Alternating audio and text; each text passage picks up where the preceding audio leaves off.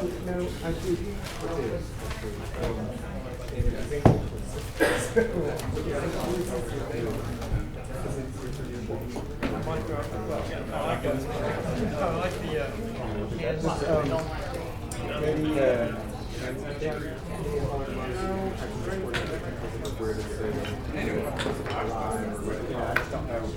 I don't know the facility as well in terms of pickup points and drop-off points, but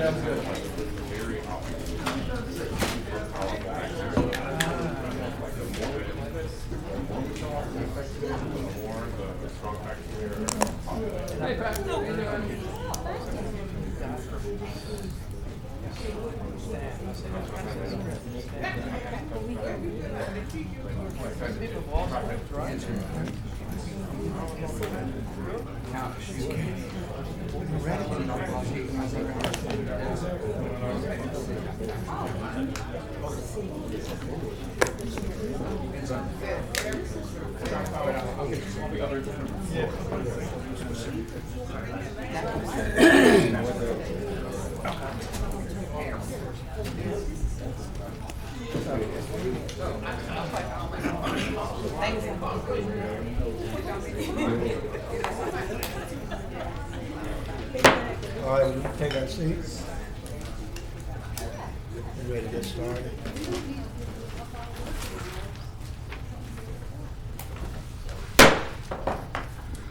Caddo Parish Commission work session for March 6, 2023 at 3:30 is now called to order. Mr. Clerk, would you call the roll? all right. Commissioner Hopkins. Here. Commissioner Johnson. Present. Commissioner Jackson. Commissioner Young. Here. Commissioner Burrell. Here. Commissioner Jones. Commissioner Gage Watts. Present. Commissioner Cothran. Present. Commissioner Atkins. Here. Commissioner Chavez. And Commissioner Lazarus. Here. And Commissioner Epperson. Here. Okay, and I'm sorry, I did not hear Commissioner Chavez, is that correct? Yeah, I'm sorry. So you have 9 of 12 present, and that does constitute a quorum. Okay, thank you. I would like to ask Commissioner Johnson to give us an invocation and Commissioner Young for the Pledge of Allegiance. Would you please stand?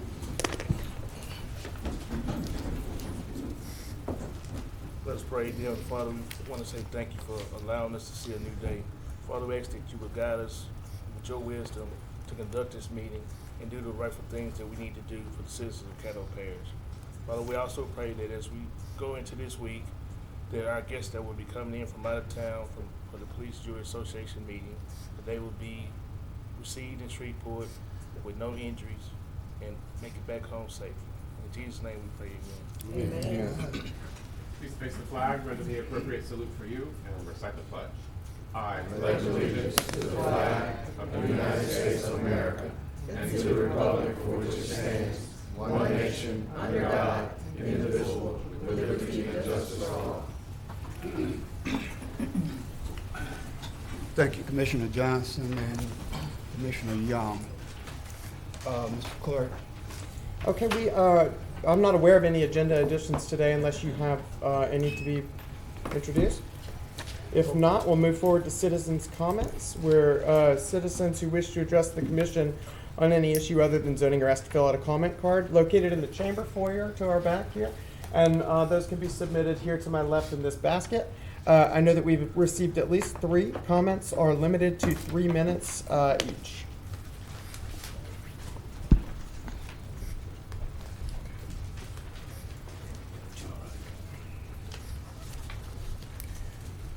Okay, thank you. We will receive citizens' comments. The first citizen up is Pat Gilly.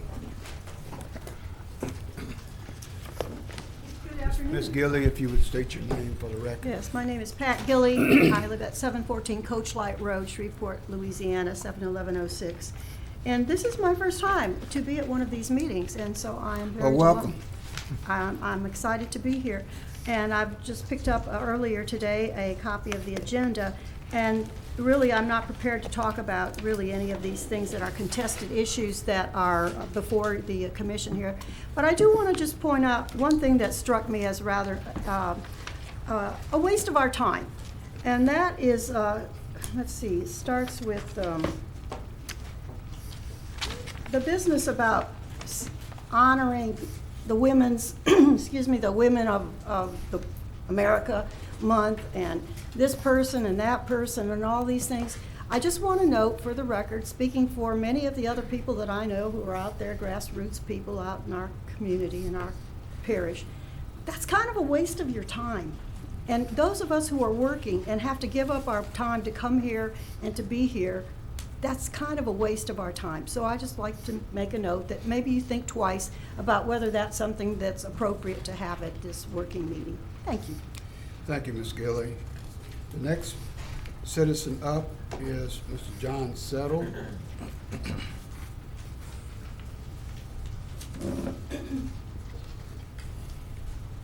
Please state your name for the record. John Settle, 4 Tealwood. When I spoke to the council last week, I had to follow Miss Glover after her conversation, and now I'm getting to follow Pat Gilley after that resolution. I just wanted to point out for those that are watching today, that remind them that we have early voting starting this coming Saturday. I'm reading a notice that was in the Caddo Citizen, and it's at 2 locations. That's something that Stormy and many of y'all, Miss Gage Watts, my apology, and many others worked hard on. And it's Saturday through Saturday, except for Sunday, 8:30 to 6 p.m. each day. And I think that's important for our readers to note. I note that this notice says all registered voters in the city of Shreveport will vote for the city marshal. I received a call today that asked whether or not Ward 4 voters can vote for the city marshal, and it's my understanding they can, but we have the registrar of voters here, and so if they can, I'm not sure how accurate this notice is, but thank you for the chance to speak to you. Thank you. The next citizen up is Ms. Candy Peavy.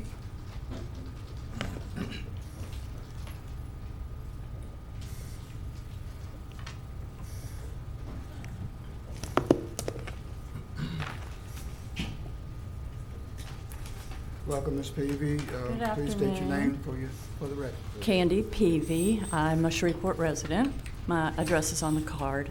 Hopefully by now, most of you are aware of the information drop known as the Twitter files. This information centers around censorship happening both online and in mainstream media at the direction of our federal government colluding with social media companies. This is now fact. But did you know that we in Louisiana are being subjected to censorship by our own Secretary of State as it relates to integrity, election integrity? He's using the power of his office to censor the speech of Louisiana citizens on election matters. Secretary Kyle Ardoin was the 2021-22 president of the National Association of Secretaries of State. He also served in a leadership role on its Cybersecurity Committee and its U.S. Election Assistance Commission. In his roles in this organization, he has his fingerprints all over the political speech censorship that is currently happening in our state, and as such, he needs to be fully investigated. I hope all of you here will reach out to your U.S. congressmen, asking them to subpoena Kyle Ardoin to Washington to testify under oath at a House Weaponization Committee hearing. We need to hear whether the federally funded programs and actions of the Center for Internet Security, the National Association of Secretaries of State, and the National Association of State Election Directors constitute illegal actions by joint state actors to violate American citizens' First Amendment freedom of speech rights, especially those in Louisiana. In addition to censorship of our speech, Secretary Ardoin is traveling the state, touting how secure our current voting system is. He will tell you that our machines are so old they are not hackable. This is a blatant lie, and he knows it's a lie. We have Dominion machines made in China with backdoor access, proprietary programmable software. This means no one except a Dominion official is allowed to see the computer code inside these black boxes, which also means that we cannot audit the results. As a national election specialist said recently, Louisiana's election system is comparable to that of Venezuela. It is a fact that all voting machines are hackable. Our Secretary of State has been stopped twice in the past from issuing a $100 million rigged request for proposals favoring Dominion machines. Now our Secretary of State is poised to ignore the advice of cybersecurity experts as he issues yet a third RFP for another hackable election system. My question to you today is, do you want to trust our elections to a company who peddles Chinese software to our state, and not a single Louisiana citizen can audit the election results? Hopefully your answer is no. The solution to hackable machines is to go to a hand-marked, hand-counted paper ballot system. And while no system is perfect, we can significantly minimize our election vulnerabilities by adopting this measure. I urge each of you to get involved with election integrity in our state. Let our Secretary of State know you are concerned. Motion to Time is extend up. 1 minute to allow her to finish. Okay. Thank you. Let our Secretary of State know you are concerned about his push to purchase $100 million worth of more hackable machines. The most important issue of our day is the integrity and security of our vote. There's no way to preserve our constitutional form of government without full confidence in the system that secures the people's vote and in the chief election official who administers it. Thank you guys for what you're doing up here. I hope that you will take the time to study this a little bit more. I know you all received invitations last week to a national election expert who was in town, and it was amazing, the information that we learned from him. So thank you for letting me talk. Thank you for giving me another minute. Thank you, Ms. Baby. Mr. Clerk, I think that's it. That is all of the requests to speak that I've received, and so that brings us now to visitors, where you have one scheduled visitor today. Today we have representatives from the Shreve Memorial Library who are, I know the director is here and is making his way up now. You will also find some promotional materials and information that were distributed on their behalf. Well, thank you for inviting me to speak with you today. We brought you all kinds of wonderful library goodies in your bag. Would you state The your most name? important thing. Would you state your name for the record, sir? Oh, I'm sorry. John Tuggle, 7850 Millicent Circle, Shreve Memorial Library Executive Director. There you go. Again, thank you for asking us to attend today.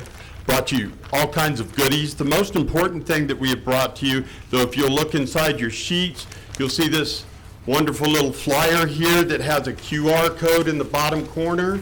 And this will allow you, we are finishing up our latest strategic plan, and we would really like your input. This is an online survey. You can use the QR code and participate. We're almost finished, and we would love, for those of you who haven't already participated, to join us and give us your opinion. Some other things that we have going on that you might be interested in, also in your goodie bag, is this wonderful one-page sheet that gives us a pre- and post-COVID comparison of what we call our output measures. And what you will be happy to know is that Shreve Memorial Library has almost recovered from the pandemic. Our circulation is just slightly less than what it was in 2019. Our program numbers are recovering nicely, and so is attendance. Computer use and Wi-Fi sessions are still a tad bit down, but outreach events and mobile library visitors, meeting room use is still heading up. And we appreciate our citizens in coming back to the library, and we are very, very happy to be there for them. There are two other things I'd like to mention to you. The first one is, it is Shreve Memorial Library's centennial year. We are 100 years old this year. We will be having lots of different programs to celebrate as the year progresses. And as we reach December 6th, we really would love for you to join us in a celebration. I'm talking with Pam Atchison, something about a Caddo Common Pavilion Park, and hopefully December 6th, along with that party, we will be having parties throughout the parish. The only other thing I can really talk to you today about is a sensitive subject, and I will bring it up because it was in this morning's newspaper about our wonderful friend 50 Cent, who is in town and looking at pieces of property. The only problem I have with Mr. 50 Cent is he wants the same piece of property that I do, which is Millennium Studios. For those of you who aren't aware of it, Stephen Jackson, Commissioner Jackson, and at that time Councilman Lavette Fuller were in my ear about 2 years ago with Southern University to trade 424 Texas to Southern University and let the city work with us to acquire Millennium Studios. As you may know, the city has the Epic Center going in the back of Millennium Studios, which will be a wonderful, or maybe it will be a wonderful, I don't know, that could change, makerspace, a large industrial, what they call a dirty makerspace. At this time, I have to tell you that all of this is up in the air, and as the library director, I would like to ask your assistance, perhaps a couple of commissioners, to meet with a couple of city council people and the mayor's office, and once all of this is decided, we really would like to move forward with a brand new downtown library, because our current 424 Texas Avenue, while it's a beautiful building and it's great, it has 2 dedicated parking spots. And for the modern family, 2 dedicated parking spots downtown is just not enough. Another thing you may not be aware of is we have partnered with our friend Bill Joyce, otherwise known as a wonderful juvenile author and movie entrepreneur.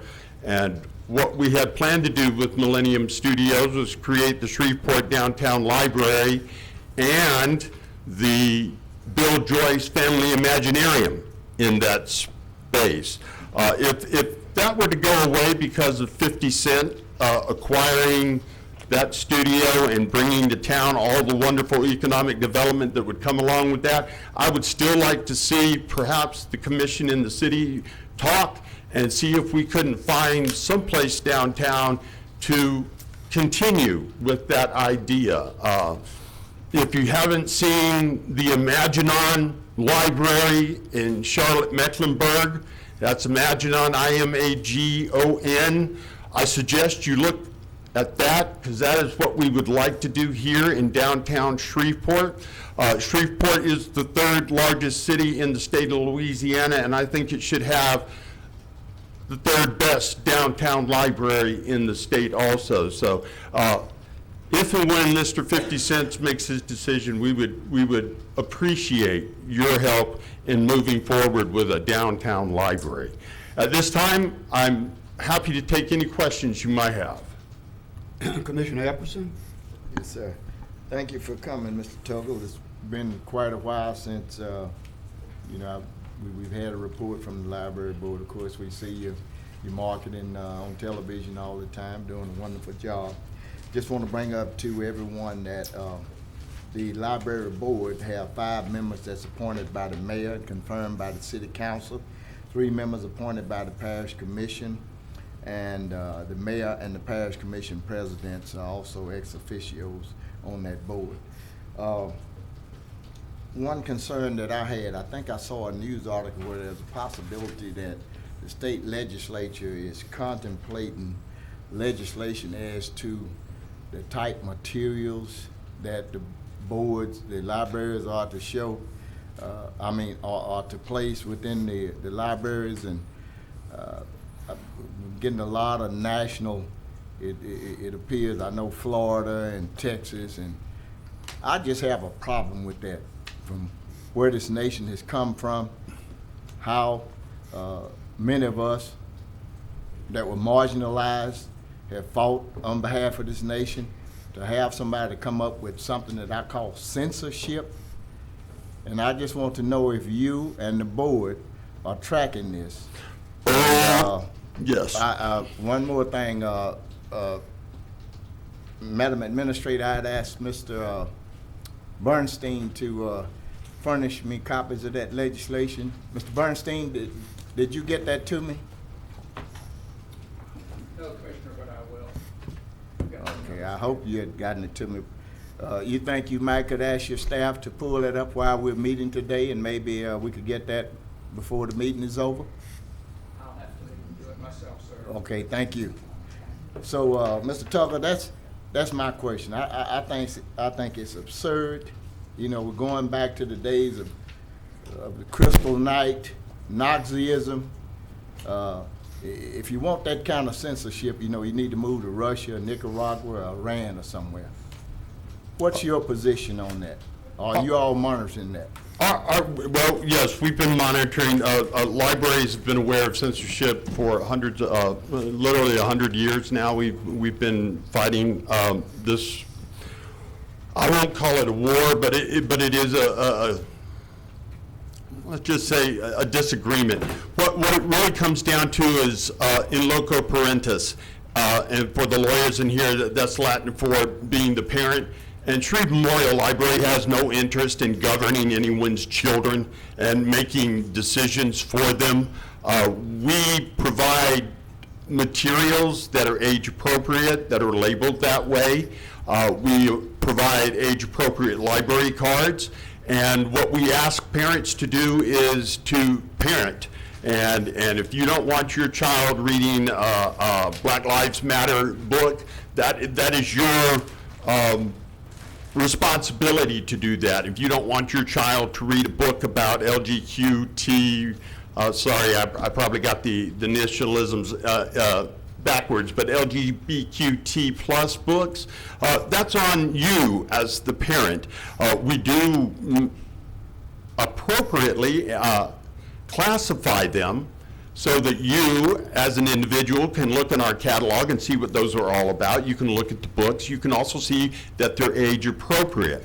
And there are occasions when you might find a piece of material that you won't like and that you disagree with. Every library in this country has what is called a reconsiderations of materials request form, and you can, anytime you have a problem with a piece of material, you can fill out one of those forms, and it goes through a committee process, and we'll look at it. I'll tell you, we've only had 3 of those in the last 2 or 3 years, and both times, well, 2 out of 3 times, the committee actually sided with the individual making the request to have the material not removed, but reclassified to a different age group. So while I think what we're seeing is a little hysteria nationally regarding some of this, all of the things they are asking for are already technically in place. I don't know why they want to go and make it more extreme and harder.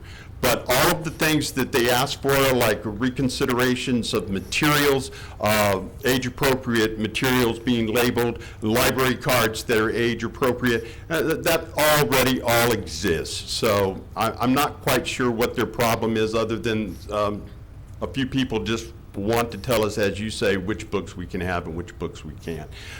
The American Library Association, along with all public libraries, support the freedom to read, and we understand that no ideas have actually ever killed anybody. So we support ideas, and we support the ability of every individual to sit here and make decisions for themselves. I hope that answers your question. I appreciate you coming today, sir, and would you please keep us informed as to however this legislation continues to go through whatever deals it has to go through. And I really don't want to give Mr. Settle a plug while he's sitting back there, but not too many weeks ago, I did do an editorial on this very subject in his paper, if you'd like to read further about my position. Did you do one in the Shreveport Times? Oh, no, you didn't get to the Shreveport Times. They didn't ask about it. They don't have to ask for it. You can just submit them. Samantha, you've heard that, right? She's my marketing person back there. You submit them. They certainly run it. They will run it. Thank you, Mr. Chairman. Okay, Commissioner Jackson. Yeah, thank you, Mr. President. Mr. Tuggle, I read some information about the Millennium Studios Where are y'all? I know y'all were looking at it. Where are y'all? At this time, I'm hesitant to say anything publicly, but I have been told by individuals that have connections in the city that even if 50 Cent were to go ahead and purchase the campus, that the city is still wanting to work with us to help bring about the Bill Joyce Family Imaginarium. The city really does want to do something to honor Mr. Joyce, and we have had discussions of how this would work. Millennium, as you know, would have made an excellent library system for that, or a library branch, but at this time, we're hoping if 50 Cent does actually purchase that, I have heard that the city is willing to work with us, and it would not hurt my feelings if we were to actually bring the Parish Commission in also. I think it would be a wonderful synergistic opportunity for the parish, the city, and the library, the Arts Council, and everyone to get together and discuss what we would like downtown. I can tell you what Liz Swain would like, and she wants a wonderful downtown library system that will bring in tourists and that doesn't cost tourists extra dollars. Well, and let me just say, I think that anything that the Street Memorial Library is considering, I would hope that the parish is involved in that conversation, regardless of whether they purchase or not, whether y'all go or don't.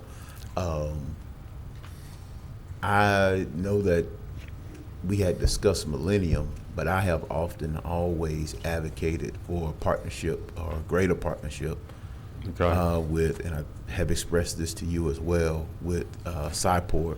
Right. I think about the Charlotte Mecklenburg. I think yes, sir. On the riverfront. And the parking there seems to be conducive. You have a surface level parking. You have riverfront. And you already have sort of the STEM, science, imagination, learning going on there. I know that they often turn to the parish when there are capital needs or significant needs, I believe to the tune of, what was it, 700,000 this last time? Was it 700? So almost $1 million. I think some level of synergy and partnership, and I know we've discussed it in meetings, but I'm here to put it on the record that I think a partnership with Cyport and the Street Memorial Library can benefit this community from the imagination, children, adult, family fun atmosphere. I just think it all rolls into one, and it may even, if we can find a way to, I would almost say, marry the two. Except for Diane Clark doesn't want to talk to me. Well, I'm not here to get into that, but I think what our job as policymakers, elected officials, government officials, our job is to, more often than not, get different groups to the table. And so I think she should have a lot to say to somebody who just gave them $700,000. So, and I think she does a great job. I think Cyport does a great job. I think the city would, I'm sorry. I'm sorry, I think it was more, it was 400,000. Oh, I'm sorry, I don't know where I got 7 from. 400, I apologize, That's okay. 400,000. But he almost $500,000. But the city also puts in a significant amount, close to, I want to say, a couple million a year, and it's their building as well. So it's not about the people, it's about this community and what we want to see going forward, because I just think that it solves several different problems for several different groups, and I think it gets us to where we want to go. Well, I will have the opportunity to mention this again to Diane tomorrow. So yeah, and we'll do so. Copy myself and copy Mr. Brooks and copy Administrator Bryan and the mayor's office on it. Do that. Because I didn't know that there was a breakdown in communication. Okay. I don't know that Councilman Brooks knew there was a breakdown. All right. But whatever that issue is, we'd be happy to facilitate. Very good. Well, I'm not going to sit here and be anti 50 Cent, because I realize what that would do for our area. economically, but I have to tell you, that building would make a wonderful, if that falls through, I'm just telling you, that building would make a wonderful. I think we for downtown all library. ideas that help. That's what we're going, that's our gonna be our position. Any idea that helps grow downtown or grow Shreveport. I think that's Understood. what's the name. The other thing I want to get with you too on is, I've been approached by residents in Stoner Hill. We don't have to get into it here. I just want to put it on your mind. They are starting to have conversations about EB Stoner Hill at school. Last week, it was just tossed out about making it maybe a library commons or something like that. So I told them that I would bring that idea to you. They don't want a vacant building in their community, and so I just kind of told them that I would mention it. They don't have a library in the Stony Hill-ish area. I think maybe the thought was that down there in such close proximity to downtown, but I don't know. But maybe at some point I could get you over there to that community and have a conversation with them about what may or may not be possible. Welcome the opportunity. Okay, thank you. Thank you, you. Mr. President. Commissioner Epperson for the second time? Yes, sir, Mr. Chair. I just wanted to, the 2023 regular legislative session, House Bill number 25 by Representative Hollis and Amity. And in the Senate Bill number 7 by Senator Cloud. Thank you. All right, thank you. Thank you, sir. Okay, that, Mr. Clerk, that takes us to administrative. Yeah, that brings us to reports, where administrator report is attached. Okay, Mrs. Bryant. Yes, sir. Good afternoon, Commissioners. We did want to update you that we'll be hosting, this might not be on your attached report, we'll be hosting meetings the week, sometime in April, to go over, to have community meetings for citizens related to housing, to help develop recommendations for goals and objectives, as well as policies and procedures for our housing program. I think we'll conduct about 6 of those meetings. For juvenile detention, we have 18 in detention. 5 of those are OJJ, 8 are 17-year-olds. There are 13 youths in CCC that are under 18. We don't have any COVID cases.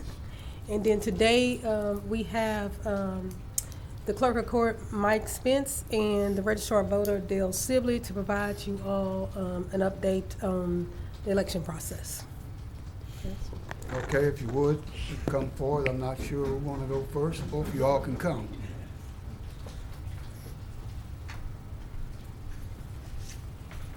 Welcome. Good afternoon. Thank you. Dale Sibley, Caddo Parish Registrar of Voters. Mike Spence, Caddo Clerk of Court. Okay. Well, we weren't told a lot, but what Ms. Bryan just said is just kind of update on what's going on, and obviously we'll take any questions that you have. But John kind of took some of my thunder in that early voting will start this weekend. We are very much looking forward to it. We are very much prepared for it. And I don't know if Mr. Tuggle is still inside, but I know some of you are aware of the role that the Street Memorial Library System played in us opening up something that was very important to us and very important to you guys, which was the second early voting site. And I wanted to just once again, we did it at the ribbon cutting and we've done it before, but I wanted to once again publicly recognize the role that Street Memorial played in allowing us to stand that site up. And I think a lot of you are aware that we've gotten a lot of positive feedback on that site. We certainly believe this weekend that there are going to be more people going through that site than the downtown site. But again, we would not have been able to do it without you guys, first of all, authorizing it and paying for it and making the selection. And secondly, them working with us to overcome the infrastructure issues and logistical issues that we had to deal with in making it happen. So I just wanted to take a moment and once again thank Mr. Tuggle and the Street Memorial Library System for that.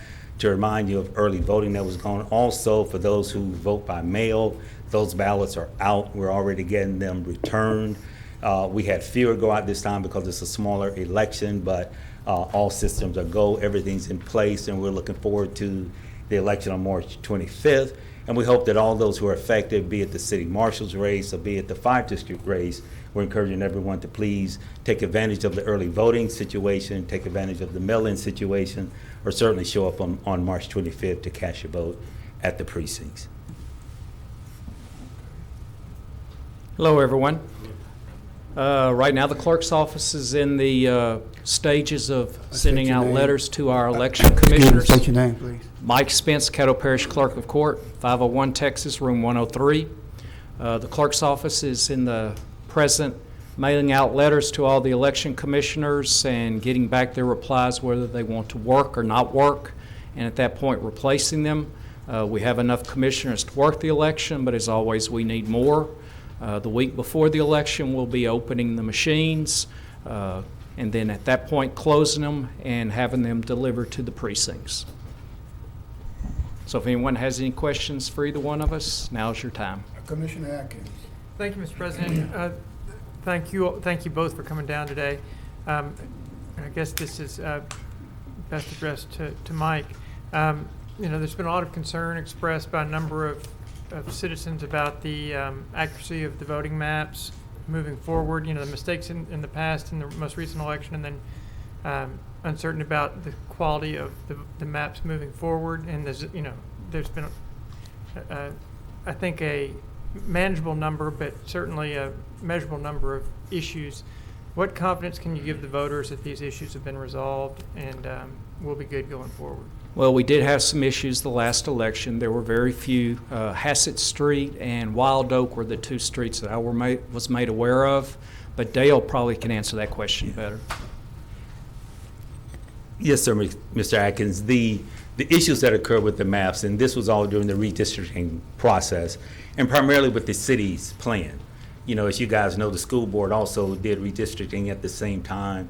They had an election at the same time, and their election went off without any issues because of the nature of their plan and the information that they submitted. They being the school board, and when you Yes, say sir. they? Yes, sir. We did that at the same time. Well, actually, it was done before the city plan, but they all were part of the same process. The issues that were there with the maps, and it wasn't just, it's kind of been mischaracterized. It wasn't just a maps issue. The real issue is when you're dealing with a redistricting process that only occurs every 10 or so years, you don't have a lot of institutional knowledge. And the other thing that we learned, and we've corrected to an extent, there's not a lot of cooperation between the different entities that are involved. You have the governmental body who contracts with a demographer who works with that body to come up with a plan, and then somehow that information gets to someone who does a map, and then all that information is supposed to get to us, who then have to move the voters around. Well, one of the things we learned is there wasn't a lot of cooperation in that system. For example, the major issues that we had were primarily two.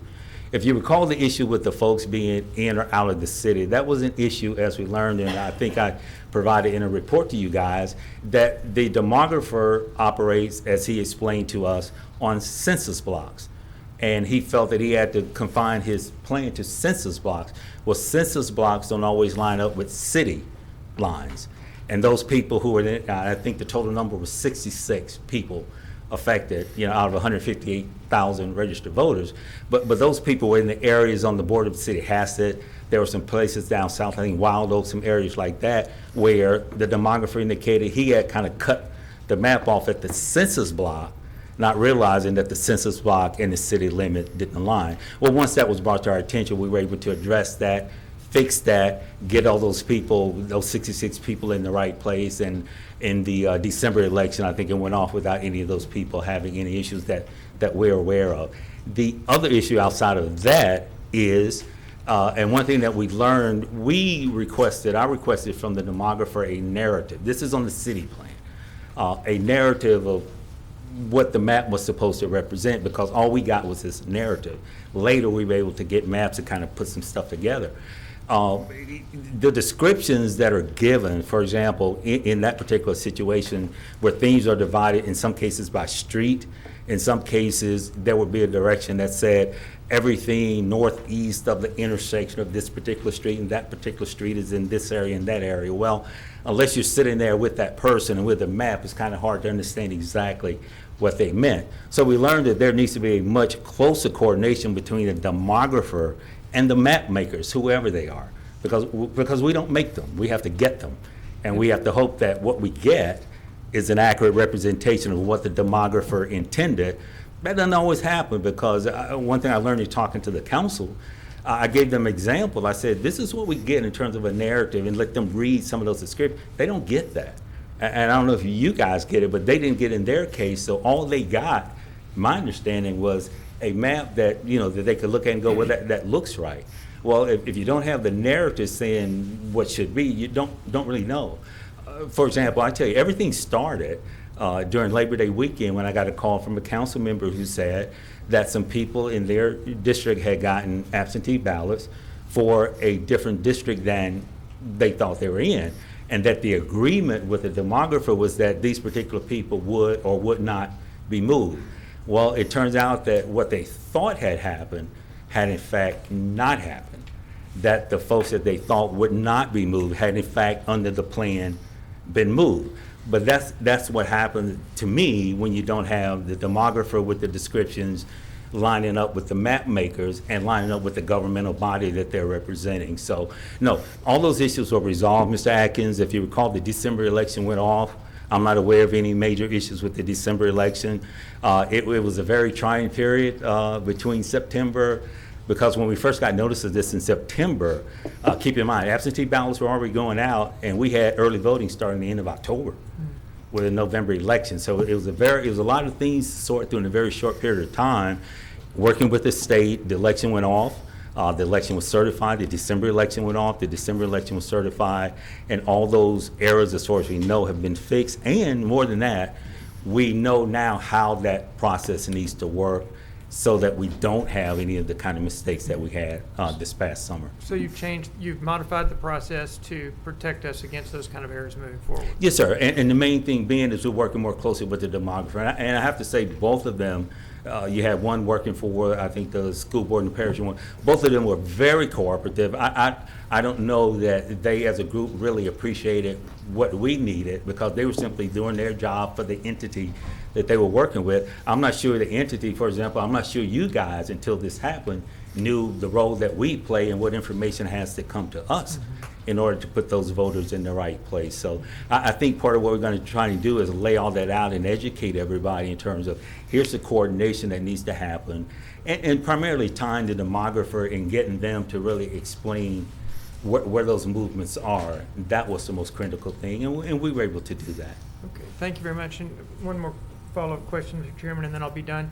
Yes, sir. Forgive me, but can y'all educate us on exactly what role the Registrar of Voters plays versus what role the Clerk of Court plays in the election process? And this is for my benefit and the benefit of anyone else who may be listening. Well, I'll try, and Mike can correct everything. The chief elected election official for the parish is the Clerk of Court. That's Mike. My job as Registrar of Voters is to maintain the voter rolls, and my job is to do absentee voting and early voting. Now, there are other things we do. We get involved in petitions and certifying petitions and all those kind of things. But as it relates to elections, we conduct early voting and absentee voting. The actual election day activities, and I'll let Mike speak to that, that falls under Mike directly. However, there is a parish board of election supervisors.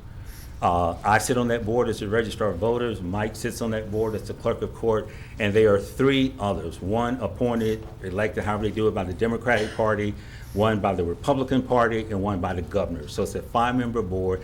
This is the board that actually certifies, counts, and does everything that makes the elections in this parish happen.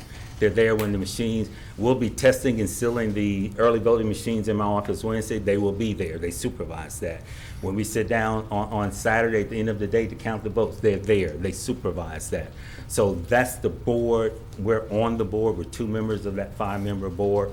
But basically, the election day activities, March 25th, the guys in purple shirts, those are Mike's guys. But are they working off your maps? There are no maps involved in the election. I mean, like precincts and all that. Does that all fall in? Is that all relevant in that? Well, you guys establish the precincts and the locations when you do your plans. Okay. You know, the maps only come into play when you're trying to move the voters during the redistricting process. After that, maps play a role as far as I'm concerned. As far as I know, they don't play a role after that. I just know we had some citizens saying that actually at the voting booth, you know, we had the problems with the early voting, and then we had problems at the voting booth. And I was wondering, have your resolutions of the map issues, is that going to address the problems at the voting booth? It depends on what the problem is. If for example, what we provide to the clerk's office are the precinct registers. This is the list. If you recall, when you go to your precinct, you show them your ID, there's a book. You sign in that says you're supposed to be at that precinct to vote at that precinct. That's the precinct register. We provide that. If someone shows up at one of the sites and the commissioner there tells them, well, you're at the wrong site, I'm not sure, then they call our office just to see what's in our records. So on election day, we are a resource to clarify issues that may happen if they relate to who should be where in terms of my name's not on the book or whatever. In terms of machines and commissioners and all that stuff, I'll defer to Mike because that part is. I think that answers my question. Oh, Not okay. to short you, Mike, but I see there's other people that want to speak. So thank you all both. I appreciate both of you. Thank you, Mr. Chairman. Yes, sir. Commissioner Johnson? Thank you, Mr. Chairman. My question is about absentee ballots for the CCC inmates. Do they get those now for the ones that haven't been tried or don't have a felony charge? No, the only people that get absentee ballots are the people who request them. There's no automatic program. You have to actually sign up for those, and they're accounted for. If you're talking about the felony voting program, those guys who have not been convicted, Right. or those guys who have completed their term, they are allowed to vote. If they are a registered voter and they have not been convicted there at CCC, they can request a ballot. There's a process for that. It involves information they have to get from the sheriff and provide to us, but they will get them if they request them. Yes, sir. So is that information readily available to the inmates? I don't know because have y'all seen it's a some? function of the jail system. Okay, so. I mean, it's just like the guys who are felons. It's a function of probation and parole. They have to get information to bring to us, and then that individual has to request it. So in terms of what happens at the jail, there are forms that they have to get, there are approvals they have to get, then that stuff comes to us and they're processed to ballot just like anybody else. Okay, but are the forms that come from your office that go over there? No, there are no forms that come from my office. Everything is, as a part of the law, that's the process. There's a process that's internal to the jail. All we know is when we get that request, for example, if a felon comes in and says, I want to re-register to vote, all we know is where you're supposed to have your letter from probation and parole, and if you don't have that, we can't do anything with you. We don't control them getting the letter, but they have to have it when they come to us. All right, but I'm also talking about the ones who were arrested, can't Right. make bail. Same thing. But they still What they wanna should be do is access the internal system at the jail and find out how they go about getting whatever approvals they need to submit that information to us. Okay, but you don't have anything from your office that would do that? No, sir. All right. Where could they get that information? Because you know you're dealing with a lot of people who are not really that educated in order to Yeah. do that, but they want to be able to vote. Honestly, that's not something that we do or advise on. I can only tell them what the law says. Just like with the felon program, there's still some things that are being worked out in terms of how it's administered because it's fairly new and there are different ways it's done. So all I know is we wait for things to come to us because by nature, that's the way we're set up. So whatever those rules and regulations are in terms of how they access getting whatever approval they need from the sheriff or deputy sheriff, that's really internal to them. I'm not familiar with that. Okay. I'll ask the sheriff department. Okay. Thank you. Okay, Commissioner Chavez. Thank you, President. I've had some constituents reach out because of what happened back in December, and they're asking, where do they go today, for instance, for the city marshal's election coming up at the end of the month, to go figure out exactly what precinct and what vote they're in, what district line. How do they know that? Because we just adopted new district lines a week ago, 2 weeks ago. How is that going to come to truth so that somebody can go online and see what district that they're in when it comes to Caddo Parish with what we adopted? Where do they go find that at? Okay. Well, the stuff you've done now won't impact this election at all. But the Secretary of State's website, the Go Vote app, is the same thing we told everybody who has a question, even on election day. And the commissioners out there will help them access it if need be. But that Go Vote app, that the database that the Secretary of State maintains, allows you to go in and look at everything about you. Your record, your precincts, your voting history, everything about you. So it's readily available. If they don't want to do that, they can call our office. And because we all access the same information, and we can give them that information. So if not by this marshal's election, when will those become the adopted district lines? What we did 2 weeks ago. We haven't received anything yet. Okay. I'm not aware of where y'all are in the process. We simply wait for everything to be done, and we wait for the information to come to us. And then we start to make the changes. But right now, because of the election date, you know, there are a lot of little internal rules. For example, there's a point when what's called the books are closed. You know, 30 days out from the election, nothing happens. That election is set. And you can understand why. You know, if you're still making changes a week or two before the election, nobody knows what's going to happen. So there's a point when there's a cutoff for that election. And this particular election, that cutoff has happened. So depending on when you guys complete your process and whatever that effective date is, you know, we'll make the changes and it will impact that subsequent election, but it won't impact this election because we have nothing yet. I think Attorney Fraser has the answer. I was just going to say the first election that should be impacted by the lines that the commission has drawn should be October. In October, and then if we go on the SOS website, those updates will be present? Not yet. Those, after everything. No, for the October, not today.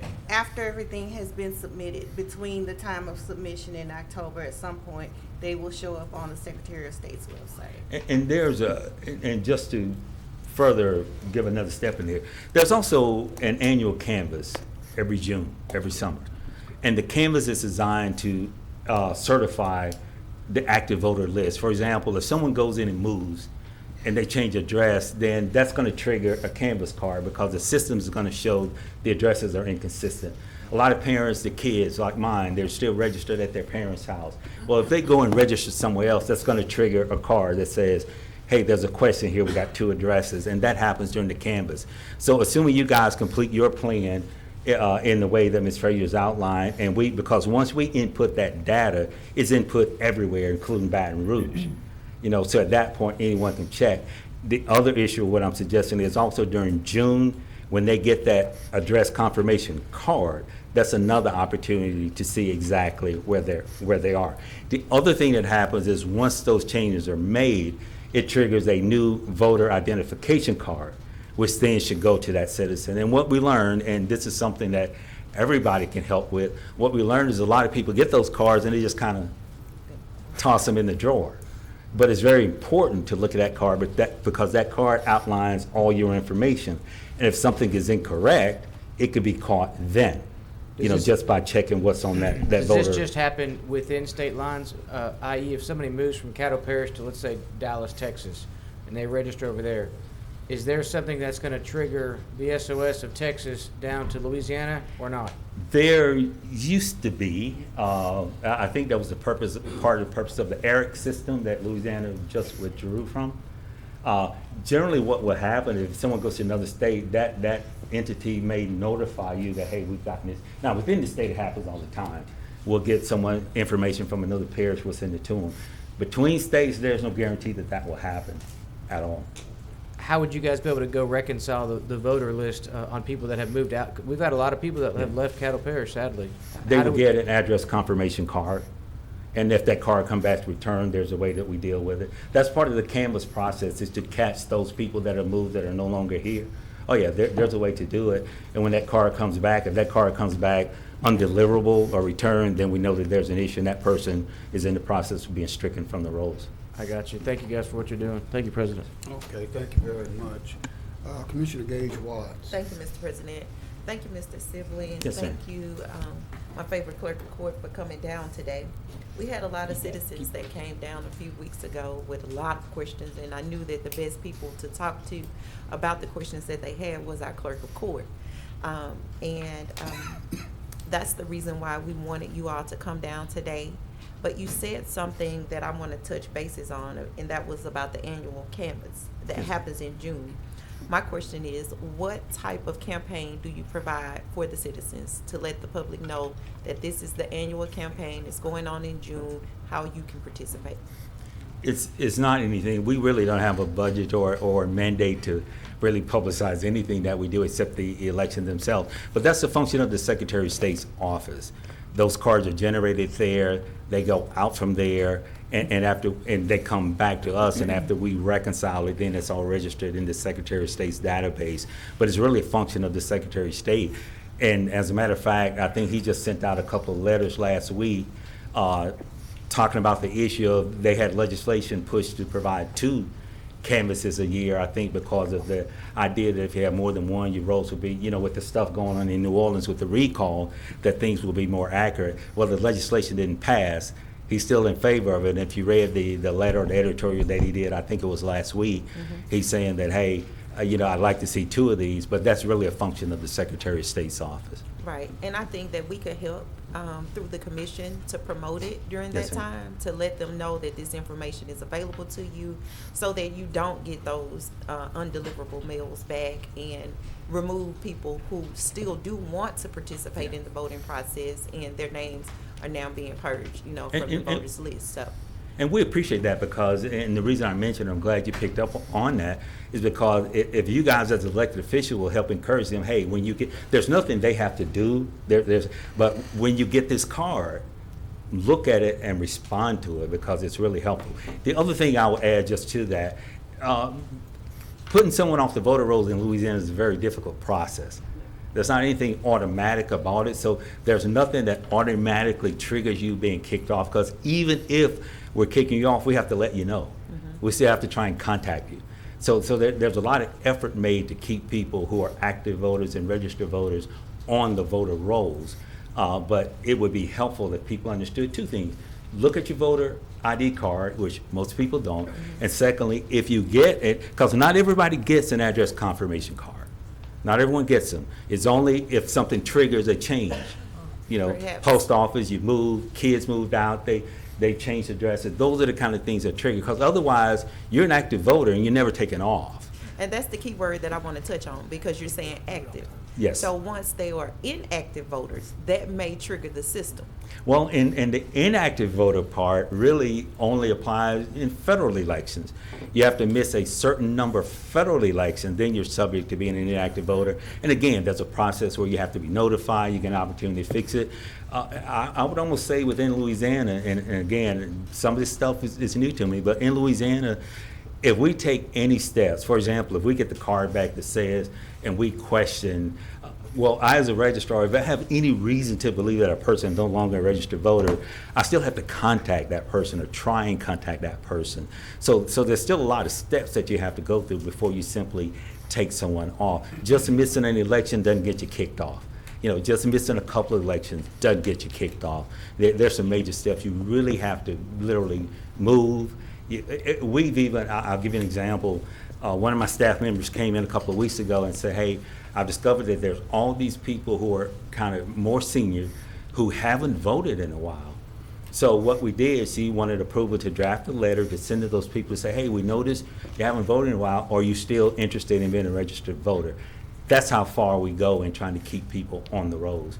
So those letters are going out to those individuals, and they can say, hey, don't want to do it anymore. We say, hey, how about getting on the absentee mail program? So that's an example of how much effort goes into keeping people on those rolls. And just as a note, I'll just note to you guys as elected officials, I think when I first started this job 3 years ago, we had, I want to say maybe 163 or 64,000 registered voters. Well, as of today, we're down to 154,000 registered voters. And unfortunately, that trend has been kind of going downward. But again, the other thing I would say is the last time I checked, which was a couple of years ago, that the registration rate, a lot of people come to us when they do registration drives, and I tell them the registration rate in Caddo Parish is actually pretty high. 80, 85%. It's not 100%, but it's not like it's 50%. The issue is turnout. On a good election, you get 30%. So that's an area that we really need some work in, is actually getting people out to exercise that right. That really a lot of people, our staff, Mike's staff, the Secretary of State's staff, a lot of people put a lot of work into trying to maintain people on those rolls and be sure that they are registered voters and can vote legitimately. I know the ladies and gentlemen in the purple gear get a lot of phone calls from me on election day, and I personally call the clerk of court, and he's always on top of it. I wanted to also allude to the fact about some of the machines. I know that there's been some questions about machines and how they're working. And do we have the best technology that's available? Do we have the best machines that are available to properly calculate the votes? I guess the best way I can answer that is the first cell phone you probably got 25 years ago, that's what kind of technology you have. The Secretary of State's put out a few bids. They haven't gone through. The machines are old. They have to be replaced. We just don't know when that will happen. But the RFP has been issued. Yes, from the Secretary of State. The Clerks Association has met. We chose a machine that we liked. It has both the paper aspect and the machine aspect because the public wants results immediately. That's the way we all are. But it also has a paper backup, and we feel that accomplishes both things. So it's just when the Secretary of State's able to buy them. Okay. And is there any information on the website to direct those citizens who are incarcerated? What to do if you are incarcerated and have not been convicted? Well, that would have to be through the early voting, and so that would be something Dale would have to do, and I don't know if that mechanism's there. And that's something we can look at. Yes, I would like to make a request. Yeah, we have that the information. rule on there, but that's one thing we're learning, as much explanatory information as we can put on there would be helpful. So I'll look at developing something that will, at least those guys can look at, because what happens now, they'll write us or they'll, or have a relative call us or something. But if there's something we can put on there that will help point them in the right direction, which is what we try to use that website for, then we'll look at that. Also, on absentee voting, we're covering all this stuff today. One thing that is also helpful, some absentee votes don't get counted because people don't follow the procedure. And it's spelled out in there. The Secretary of State's office did a good job of laying it out. We have on our website, we have a tutorial trying to walk people through it. But just kind of make sure your constituents know that if it calls for a witness signature, you got to have a witness signature. It can be your spouse, it can be your kid, it doesn't have to be a stranger. But whatever's called for on that flap on the outside, it has to be complete, because if it's not, we don't even get a chance to see what's inside, because that ballot gets rejected because it's not meeting the formalities. Everybody talks about absentee ballot, but I don't think people realize how secure that process is. For example, we can only send out a ballot to someone who requests it, and each ballot is individually accounted for. That's why when all that stuff happened with the absentee ballot, we knew who got them. We knew who got the wrong ones, and we can go back and fix it because each one of those ballots is accounted for individually. So that's something that if they just aware to check that and make sure it's correct. But again, we even have a process where if it comes to us and it's not correct, we will contact them. Hey, you don't have a witness signature, or you need a witness signature. We want you to come down and let's fix that for you. Because our mandate is to err on the side of getting people legit to vote and counting their ballots. Thank you. Thank Yes, you, Mr. President. Okay, I am allowing some extra time here because this has been a tough, difficult issue, and we want to make sure that the public understand exactly what is happening. Yes, sir. Commissioner Epperson? Mr. Sibley, you did state that the school board had their election this fall too, right? Y'all didn't have any issues? No, and we honestly anticipate, because y'all assemble, I anticipate your plan being similar to theirs. I don't know that, but I anticipate it being similar. One thing about the parish, the outside parish boundaries don't change. The city boundaries do on occasion. So I anticipate we won't have any issues with y'all's, because we didn't have any issues with the school board, and it's similar in terms of the number of members and the parish-wide nature of it. Thank you. Okay, thank you. Commissioner Carlton? Yes, most of my questions have been answered, but I do have one that you just brought up, and that absentee ballot not counting. The person, when you don't count that ballot, does a person get any type of notification that that ballot was not counted, and possibly what they did in error as well? Yes. When the board meets, the board looks at each one of those, and there's a written form, I think 5 copies of it, that one goes to the individual, one stays on record, one goes to the secretary, takes from other people, but they are told exactly what was wrong. No witness signature, no. Believe it or not, some people don't even sign their ballot. But yes, they are notified. It's after the fact, because we can't open them until election night, but they are notified what happened and why their ballot didn't count. Correct. And thank you for what you do daily. Thank you. Okay, Commissioner Atkins for the second time. Thank you, Mr. Chairman. Mr. Spence, you mentioned that the RFP process for the new machines has failed a couple of times. Can you enlighten us on what's going on there? I can't give you the exact details, but it seems like Mr. Ardoin put it out for bid, and the governor vetoed it. Okay, and let's see here. And you all, so that bid, that RFP that went out, was that the one that the Clerks of Court Association, was that the machine that the Clerk of Court Association was recommending? No. Okay. So the Clerk of Court Association made a recommendation. We made the recommendation after that. Oh, right, okay. We weren't a part of it the first time, and this last time we have been made a part of it. We got to view all the different machines, and we all chose one, which was very unusual. But then, I mean, if you're doing an RFP, how can you choose a machine and then do an RFP? We did not choose. We just recommended a style, Yeah. not the particular machine or brand. I got you. The redundant style, the redundant. Right. Where system. we had paper and the electronic vote. And what we were told is that if that type of machine is chosen, we do not know, that they will do something like a 2% test throughout the state to make sure all the ballots were correct. Okay. That the machine matched the paper. And there are multiple suppliers of that style of machine? There were at the demonstration at the Capitol, yes. Okay, thank you. Thank you all, and thank you, Mr. Chairman. Okay, again, we appreciate the information. There were some concerned citizens that came down, and I know the information that they got was some misinformation. And I was pretty much assured that on the parish side, ours would go pretty smoothly because the school board did. And it was a different demographer who did it, not saying that was the main reason, but from what I'm gathering and what you're saying, that the demographer could have been a little bit more exact in what he did, possibly. If I may, because I don't want to besmirch anyone. No, I'm not besmirching. They had two different styles in how the information was presented.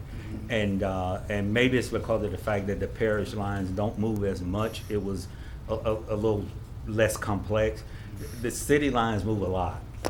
You know, the city limit lines as well as the district lines. So they had two different styles and perhaps two different challenges. So I don't want to say anybody did anything wrong. I think we just learned that the system needed some tweaking in terms of coordinating between the person who wrote this up and the person who's then trying to design a map to match what this person wrote up. You know, ultimately we ended up piecing together a lot of stuff, and we actually ended up using the tax assessors maps, which we found to be probably the most accurate at that time. Right, but we were told, I know I was told, that they used the parish maps, our parish maps, and I don't know if that was exact. If it was, then I would think that the demographer would know which maps to use. I think part of the problem, Mr. Burrell, is again going back to our saying about coordination. I don't know that, and again, this is a process that only happens once a decade. I don't know that there was a lot of communication or coordination between the demographers and the map makers, because there's a basic question of who is the official map maker for the area. I don't have an answer to that question. As I said, it turns out after we're digging through everything that the assessor's maps were pretty accurate maps, but unless you know the assessor, know that map exists, you wouldn't know, let's go get the assessor's map. I think when you got map makers trying to make a map based upon some verbiage that's written out, unless you get with that person to go, what, you know, when you say northwest and northeast, and when you say this bayou cuts it off, you know, how exactly do you mean that? So I think that's all it was, and being able to connect those two together. And the other part I think that's encouraging, through this process and through the state working with us and dealing with other registrar's office who had done this before and who were more versed, we were able to get some tools that they had that will allow us, because one of the things I wanted and would work is to have maps that overlay. A map that has the geographical boundaries, you can overlay the precinct boundaries, and then you can overlay the changes, the district boundaries. Right now, that didn't exist. But we've got tools that will allow us to do that better now. So it was a learning process that I think we all learned a lot from. It's not, and I've heard a lot of the talk, it's not any situation, in my opinion, that you can sit and go, well, this happened, or this person did this, and that's what threw it off. No, it's a process, it's a convoluted process, a complex process, and it requires people communicating a little bit more than has been done in the past. Well, there's some moving parts there. I recognize, because this is my third redistricting, and we got into those same issues years ago. And having been on the city council, knowing that the city boundaries change because of annexation, it doesn't always match your census tracts. Right. So you're right, you need an overlay process. I was an engineer with Bell South. We made maps, so I'm very familiar with that. So again, we do appreciate you coming. Thank you. Thank you. Thank you. Mr. Clerk? Okay. That brings us back to today we have we're regularly scheduled our master plan update. I don't know if there's one for today or not. No, okay. So that brings us through to commission remarks, where we have communiques, reports, and other items related to the work session agenda. Please get on the board. Commissioner Epperson? Yes, the ad hoc committee on looking into the situation relative to the crime lab met today at 2:15 p.m. and we made a recommendation that the Police Jury Association in their annual meeting, which will be held this week, would do a blanket resolution on behalf of the entire state association recommending that the state government of Louisiana would do all that it can to help fund the crime lab situation. So that's what came out of that committee meeting today. Thank you. Okay, again, to follow that up, you said that would be a resolution that will come from where? From the Police Jury Association at our annual business meeting at the state conference. So you're gonna recommend that yourself as a police juror, or no, it's a recommendation from the committee to send that to recommend that to the Police Jury Association. Does it have to be voted on in here? I guess we That's could. my question. It had to be agenda addition, but any member can bring any resolution up from the floor, so it doesn't have to be voted on. All right, I just wanted to we'll make sure bring that that, up. we're going through the proper process. We'll just bring it up from the floor. Okay. Commissioner Gage Watts. Thank you, Mr. President. I wanted to get a follow-up on where we are with the tornado sirens. Yes, ma'am. We are working still with trying to come up with the specifics for the RFP to get an analysis of our needs for the program. Last year, we had the monies and they carried over to this year. The timing at the end of the year ended up being problematic. So purchasing is now working with getting some similar RFP so we can try to put out something this year to get quotes for the study of the tornado sirens. Okay. I thought we had a date on it, and I believe that was at the beginning of this year. We were looking at a couple months on that RFP. Yes, ma'am. It was supposed to be the beginning of this year that we started looking at trying to develop it. We're just trying to find something similar in order to draft that RFP, but we will get something out here shortly. I understand. I think that we've been very fortunate in Caddo Parish not having tornado sirens, and we keep getting warnings. And if the Bible proves itself true, there's always warning before destruction. We up against the wall at this point, and we need to get those tornado sirens started for Caddo Parish.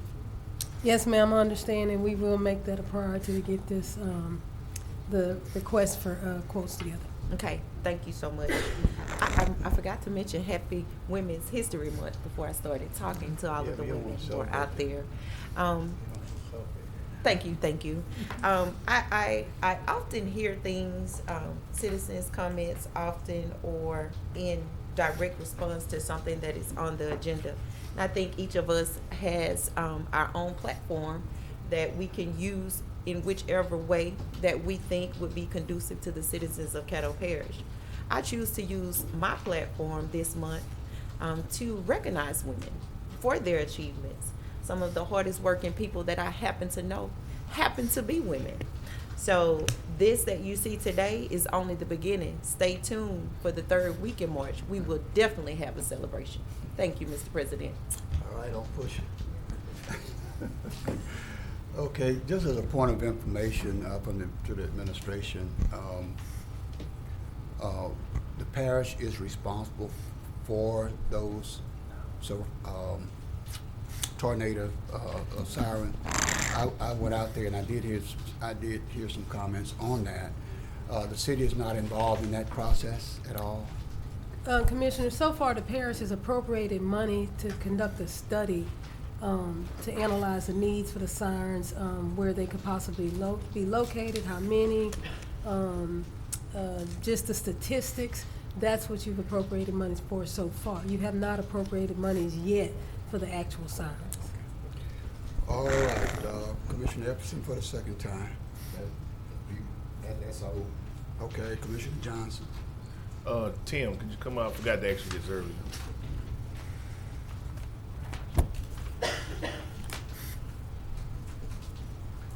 Where are we at on the widening part of Roy Road?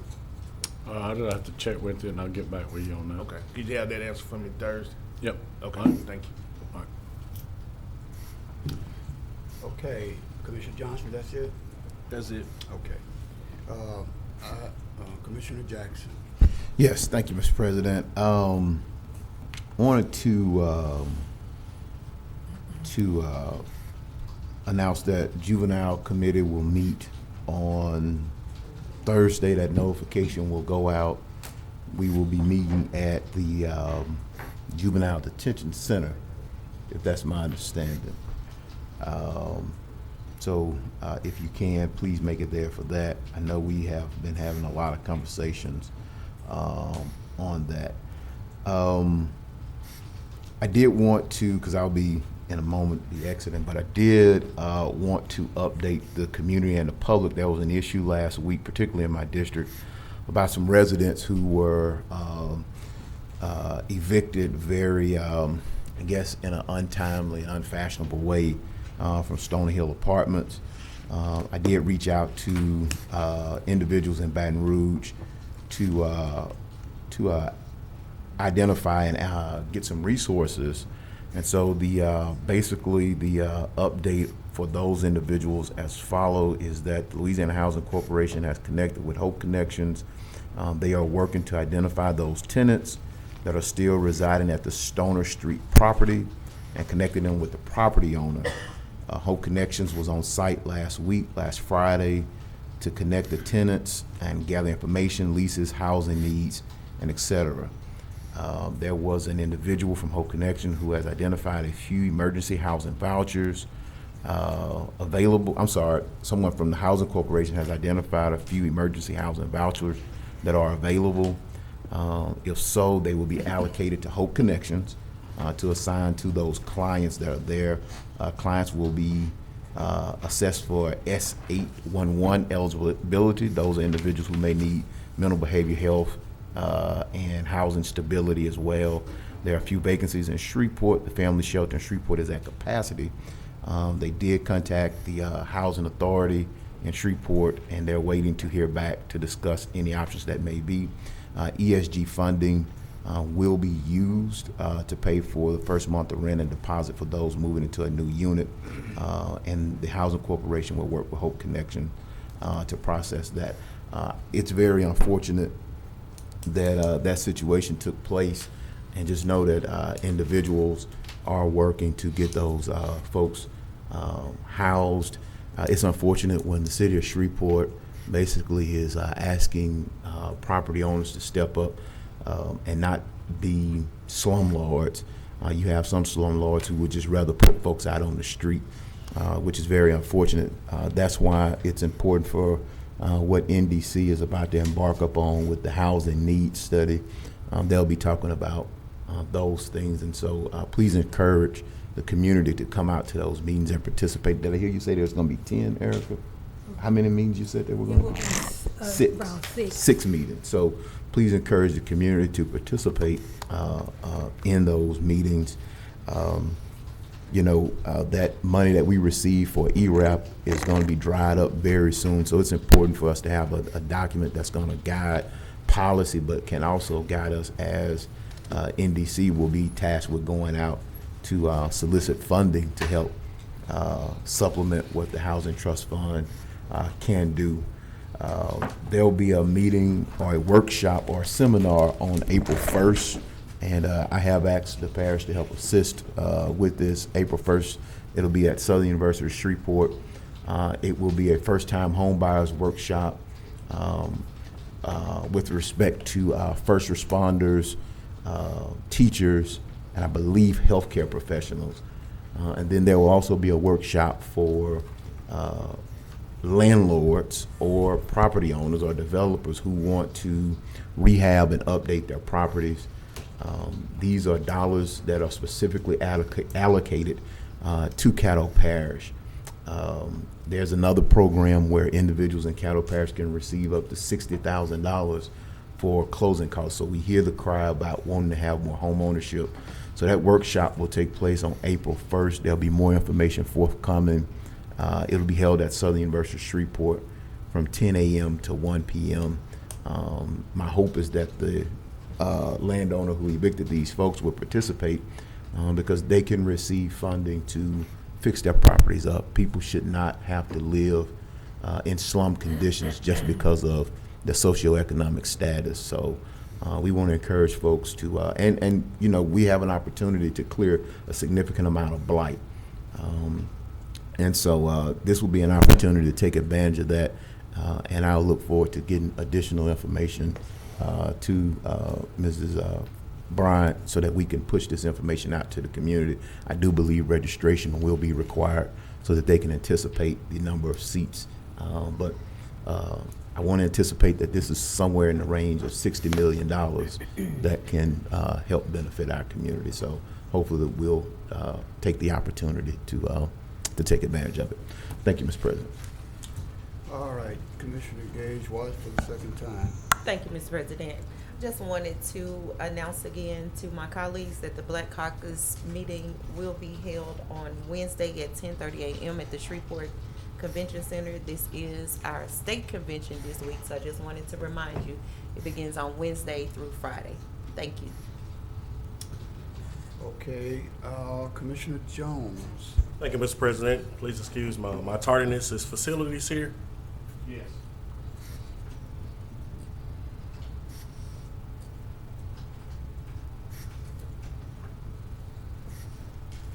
Yes, sir. How you doing? Good. I don't ask for much, man. All right. I just would like a nice little gold plate under my picture.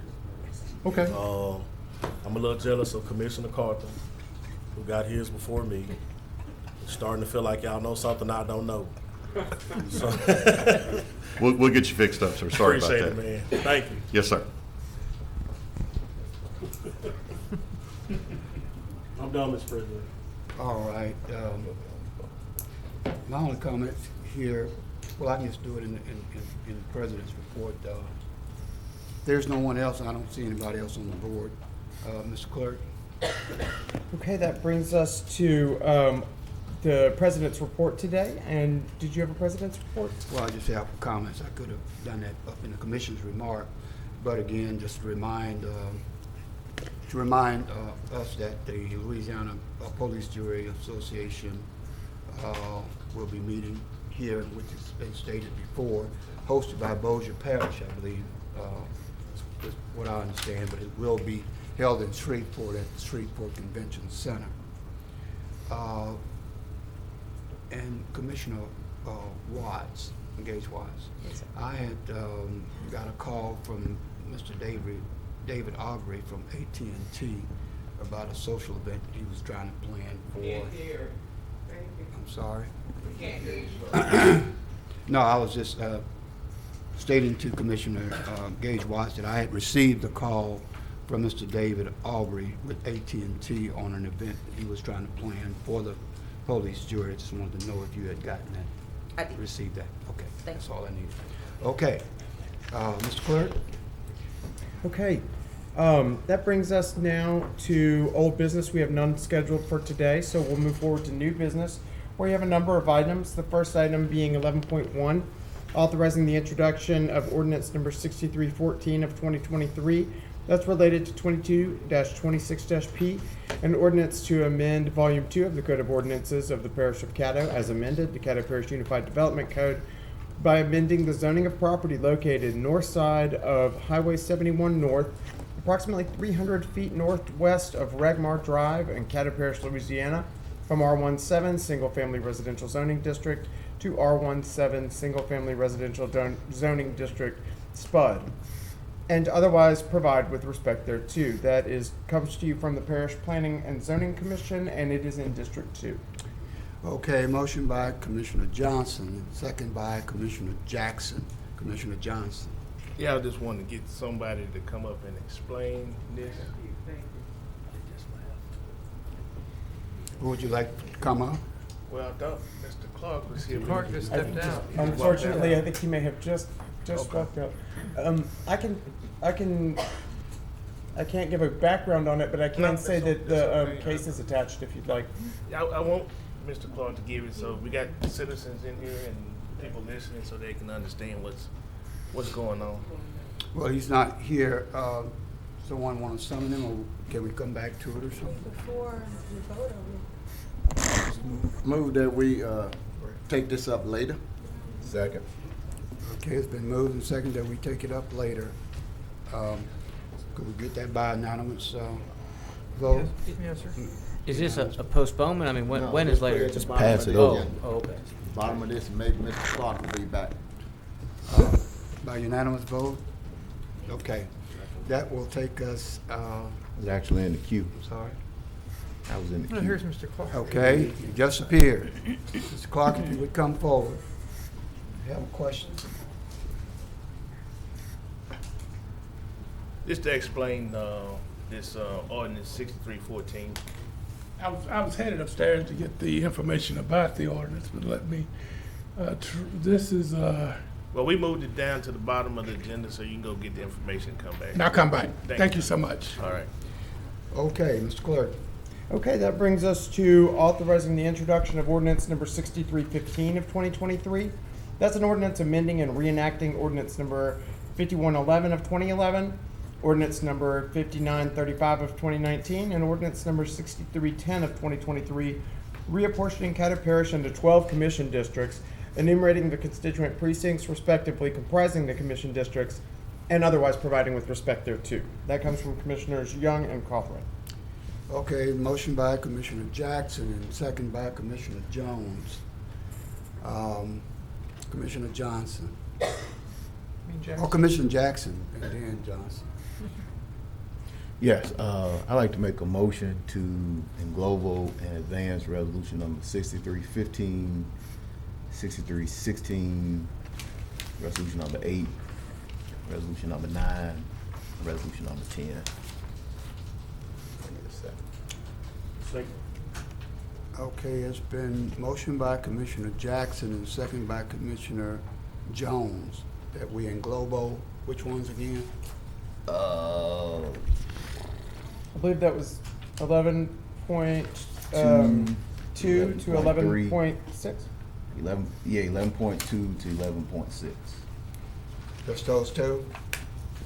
I mean, all the way through, so. Oh, through? Yes. Okay. All right, it's been motion and second that we englobo those. Commissioner Johnson. Yeah, I would ask if we could just take this one by itself since there are some issues and then englobo all the rest of them. Okay, Commissioner Epperson. I second removing 6314.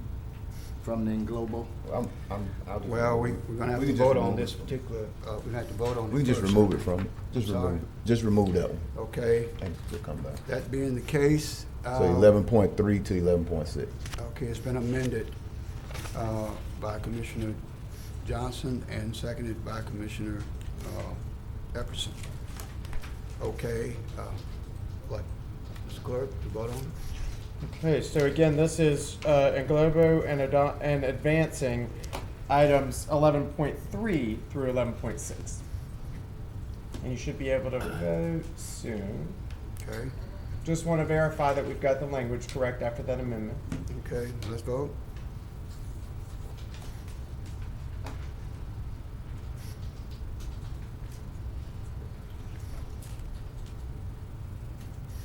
Seems are slow.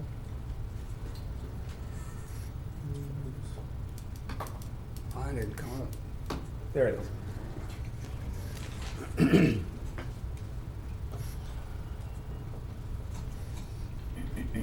Okay, and that motion carries with 12 in support, none in opposition. And did we want to go back to? Yeah, motion to approve 6315 at this time. Okay, it's been moved and second by it's been moved by Commissioner Jackson and seconded by Commissioner Young. I'm sorry. So mine says we just voted on 6315. So does mine. And I Wait, don't- Linda, he's right. Mr. Clerk, you know what happened on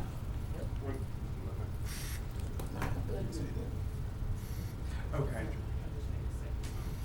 Okay, so it has been noted that because what happened is the vote for that item had already been initiated, and so midway, you can't change what was there, but the notes reflect that the amendment changed that from being a vote on 11.2 to being a vote on the Englobo and advance. So that is what that vote is. So your vote that you just made is correct on the item. It just may appear like that in that top vote line. The notes explain the rest. This next item will be to consider. Okay, with that explanation, we will go forward.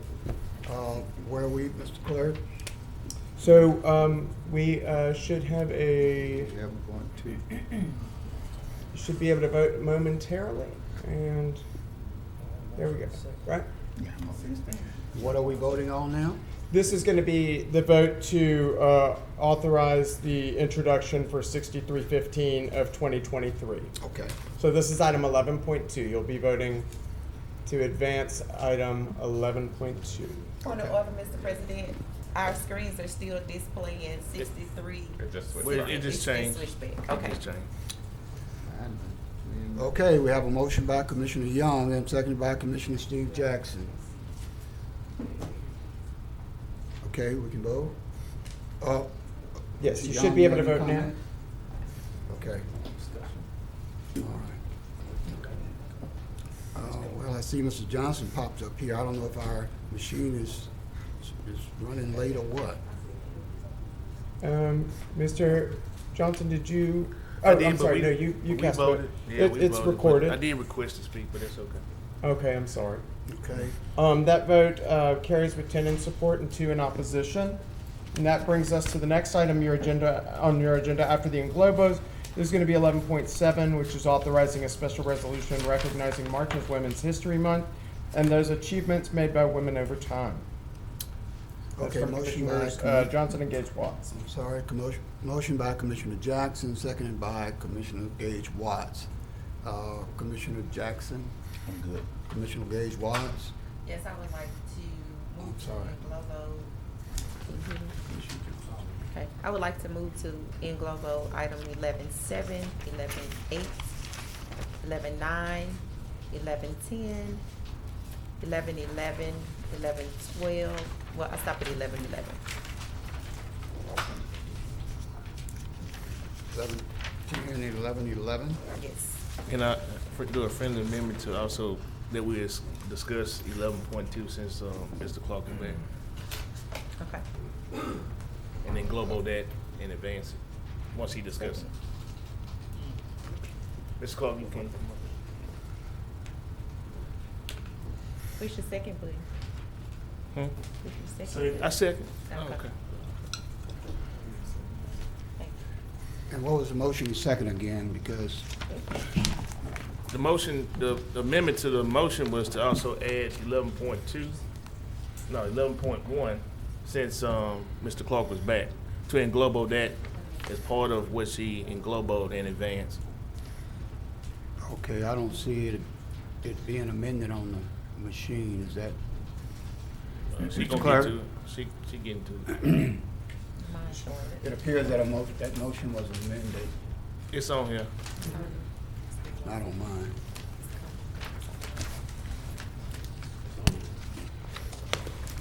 You ready for me to? Let me apologize to you. I brought the wrong notebook down and didn't bring, but this was an example. You may be remembering this, Commissioner Johnson, of a situation of a moose's tree service. And that's up off of Highway 71. This has been the scene of a lot of complaints and a lot of disdainment between neighbors and so forth, because it was a tree service being conducted within a residentially zoned district, and there were burning of trees that were occurring in the removal of trees that Mr. He was actually taking care of. So he came in and applied for rezoning of the property, and the property was actually all surrounded by residentially zoned property, and this was a relatively high use of the land. So we proposed to him, and he accepted that we provide an application for a SPUD, a small plan unit development, where the zoning would remain the base zoning would remain residential, but he would be allowed to do all of the things that he was applying to do, because there would be ordinance relief based on the SPUD.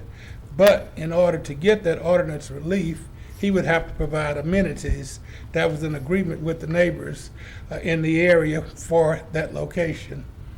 And that's basically what happened. They had a neighborhood participation plan meeting. They actually had two.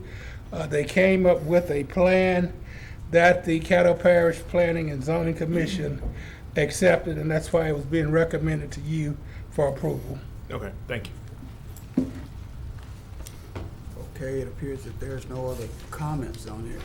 I have a motion by Commissioner Gage Watts on mine and seconded by Commissioner Carlton. Is that correct? Yes, sir. Okay. All right, we can vote then.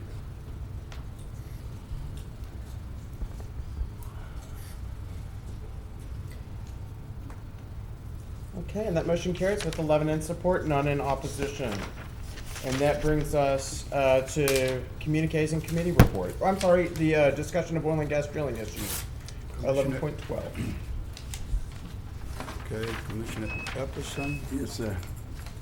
Mr. Chairman, I'd like to ask that the, Well, we haven't actually voted, well, not, we have a motion by Commissioner Stephon Jones, if that's proper. For what? And I don't have, and a second by Commissioner Johnson now. Okay, Commissioner Epperson. Okay, for, No, that wasn't part for of it. discussion? Okay. I'd just like to ask the chair of the Natural Resources Committee if he would call the meeting. I don't know about anyone else, but I've been getting an outlandish amount of calls regarding oil and gas in drilling issues, from odors to noise to roads to property damage. And I would like to see if we could call a meeting and ask for a representative from the State Natural Resources Department from Baton Rouge to be present. I think we passed resolution number, what was it, 22 of 2022 or 17? 17 of 2022 with an amount of issues that we thought was palatable, that was requests from constituents. And to this date, we have not heard anything definitively from anyone down there. And I think we're doing our citizens a dissatisfaction if we just continue to let these things go without trying to address that issue. So that was my reason. Thank you. Commissioner Young? Thank you, Mr. President. I agree with Commissioner Epperson on this issue, and I also wanted to point out to our administration, Ms. Bryant, we passed an item for introduction today to lease some of the parish's land to Paloma, a drilling company, which is the company that, I mean, it's on our agenda. You recognize the word that I'm saying. Okay. It looked like you were disagreeing. Okay. So the company Paloma is the one that made all the noise outside of my constituent's house in Dixie Gardens, and I think also in District 12.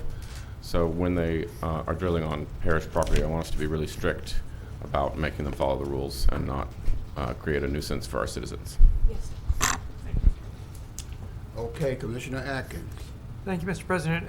As the chair of the Natural Resources Committee, I will abide by Commissioner Epperson's request to schedule a meeting and have the DNR in attendance. Mr. Clerk, I'll ask that you work with me to coordinate with the DNR, and we can touch base tomorrow and try to figure out how to get that set up. Thank you, Mr. Chair. Thank you. Commissioner Epperson for the second time. If we could, too, is Chuck Wilson in? Yes. Okay, Chuck, if you would, if you would get the names of the operators that's drilling behind Cherry Hill. Yes, sir. Cherry Hill subdivision. Also, in the 3800 block of Treat, just west of Treat, I think that's the Bickham Farms property. I've been getting some complaints from Greenwood Acres right behind Resilient Park. Okay. You know what Swepco is building? I think they're putting another rig back there. They're getting a lot of complaints there. You could get the names of those drilling entities, and Mr. Chair and Mr. Clerk, if you would invite a representative from those companies that's doing the drilling to attend the meetings also. Thank you. All right. Okay, it's been motion and second. Motion by Commissioner Jones and seconded by Commissioner Johnson. We can vote. Well, I gotta vote.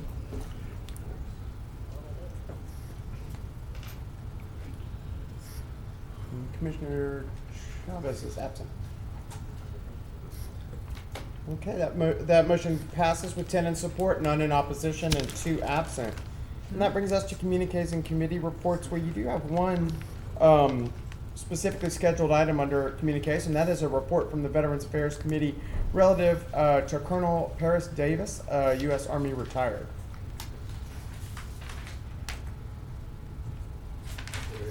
Okay, what is that?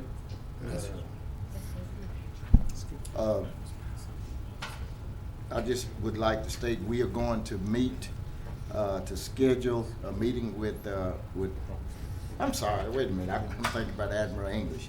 I'd like to advance this to Thursday, if I can get a second. I'll second.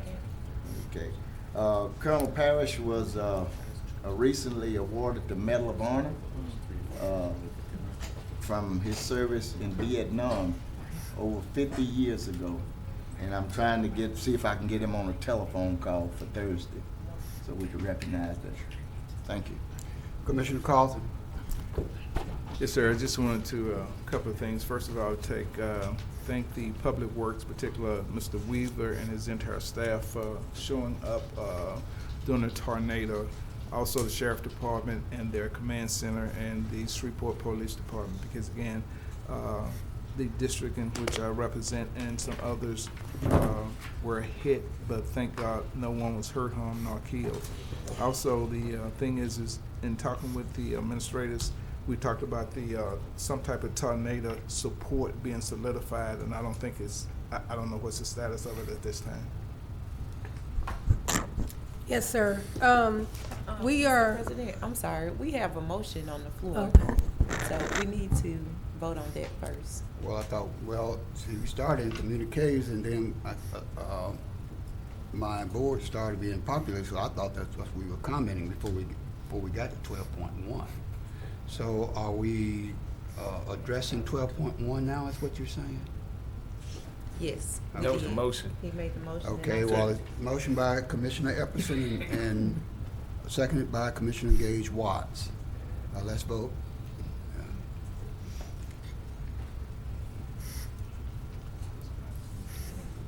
All right, that motion carries with 11 in support, none in opposition. And that, now we can continue communiques. Thank you for that. I think sometimes we're used to Looked not like having a little voting backwards items to me, but that's that late okay. in the agenda, but thank you. Commissioner Jones. Commissioner Chavez was actually up, and Commissioner Carlton were all up, and I think you were talking to Ms. Bryan, so I'd like to put everything back in order first, if we don't mind. So Commissioner Carlton, I'll yield to you and Ms. Bryan. Okay, well, I thought you were talking at the time. Yeah, I was talking. Once we voted, it cleared When we the voted, queue. so that stopped everything. Ms. Bryan was getting ready to answer. Okay, so, all right. The order that we have is Commissioner Carlton, then Commissioner Chavez. Yes. Is next, and then Commissioner Jones. Okay. All right, administration? Yes, sir. Commissioner, as you know, we've offered assistance to help with the cleanup, but we are also, the commission appropriates funds every year for emergencies to help the citizens that are impacted by natural disasters. Earlier this year, you all voted for pecan farms, but you also extended that to go ahead and cover any natural disasters that we had this year. So we will be offering that to the citizens in that community. We will work with an agency to be able to provide contact information to those citizens to be able to apply for some repair assistance if they qualify for it. There will be certain qualifications that they will have to meet, but those services will be offered to the residents in that area. So, follow up, who would they contact? So we're working with Catholic Charities right now to be able to allow those persons to contact them. But we are working on the qualifications as well as an application. Okay, thank you. So to be clear, they need to contact Catholic Charities. I would give us till Thursday's meeting before they start contacting, because we're still working out the arrangements with the agency. All right, Commissioner Chavez. Thank you, President. Are we under communiques? Yes. Just want to clarify. Mr. Clark, Travis?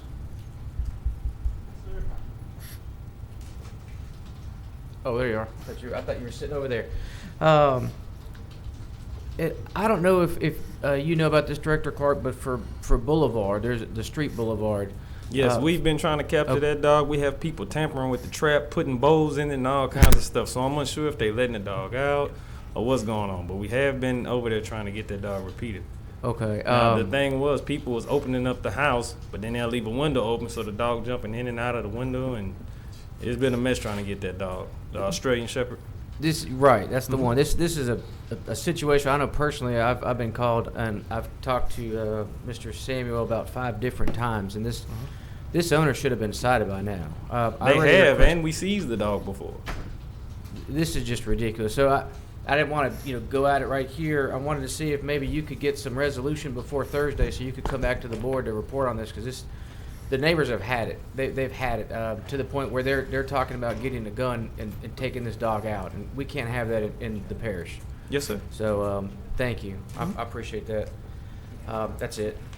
As a clarification on that, I can't get his name. It's Director Clark. Oh, Clark. You come back again. You were saying that the citizens are violating, basically violating the law by People are tampering with the trap. So while it may bark at some of the citizens over there, it may not be barking at all of them. So I believe someone has been letting the dog out of the trap, because people have put bowls in there. You come back, it's all types of different food and stuff in there, and So it's not a particular resident? No, it's set at a residence that it lives at, but I'm unsure who's tampering with the trap. Well, whoever lived there at the residence, I would assume. That person was supposedly in jail, so I'm unsure if it's a family member coming by there. We've tried to catch this dog, and when you have a dog in an open neighborhood like that, they know where to run. So no matter how many people you go out there with, you can go out there with 6 or 7 officers if you like. You're not gonna get close to it. So you suspect that someone else is doing it because the person who lives at the residence is in jail? Yes. Okay. All right, thank you. Commissioner Jones. Hold on, last point, President, sorry. This is not regarding that. No, not regarding that. This, tonight, District 10 Southern Hills, guys, we're having our Southern Hills Homeowners Association meeting. So for all that are watching that are with Southern Hills or any commissioners, it's at 6 p.m. at the Southern Hills Park. We're going to have a guest that's coming down that's going to speak on pathways from renters to home ownership. It's a cool program that he's been working on, and they've been hugely successful. I've seen it in Shreveport and Bossier, where he can get low-income housing into a house and ultimately get them home ownership and get them approved. So he's going to come give a presentation to all the neighbors in the Southern Hills. So if you guys are out at 6 p.m. tonight at the park, there'll be refreshments, and I'd love to see anybody on the commission come by. Thank you, President. Commissioner Jones. I just wanted to give a shout out. Maybe someone may have done this earlier, so again, forgive me for my tardiness too. Parks and Recreation. I don't know if you got a chance to go to the middle school championship last week, but the Shreveport Mavericks games aren't that packed out. I mean, the city and the parish really showed up to support the middle school championships for the boys and the girls.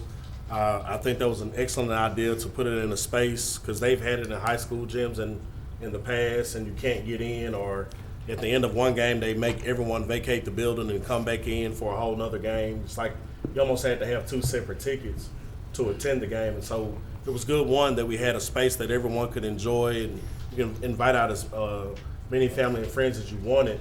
But another thing, that these young people are being put on a stage where they're able to display their talents for the entire city, the entire parish. And I think there were some recruiters in there at the middle school championship game looking at some of these children. And I think that is a huge thing when we consider trying to find ways to reduce crime. Sometimes we just have to think outside of the box. And for some of these children, this is their opportunity to get out of their community. And so just want to thank you, Mr. Wesley. I think you're still in here. Thank you and your staff for finding ways to support our children and help, Caddo Public Schools be able to carry out their athletic department. So just wanted to say kudos to you all for that. That's all I have, Mr. President. And it was located where? At the Centenary Gold Dome. Okay. All right, wonderful. Commissioner Young. Thank you, Mr. President. Ms. Bryant, I'll direct this comment to you. As you remember, we went to a lot of trouble to get those tranquilizer guns. If you can't catch a dog with a trap, and you can't catch it with 5 or 6 people because it knows where to run and it's fast, one thing to consider using, one tool that might help, and it's a day-to-day matter to decide whether or not to use them, but it's a tranquilizer gun. Thank you. Did you want to know the position on the you know what the position is on it? On the tranquilizer gun. They just have to use them if they want to use them. We understand the point. All right. Mr. Clerk? Okay, that brings us to citizens' comments, late arrivals. I have not received any requests for those. And then that brings us to the consent agenda. Move to adjourn. Second. So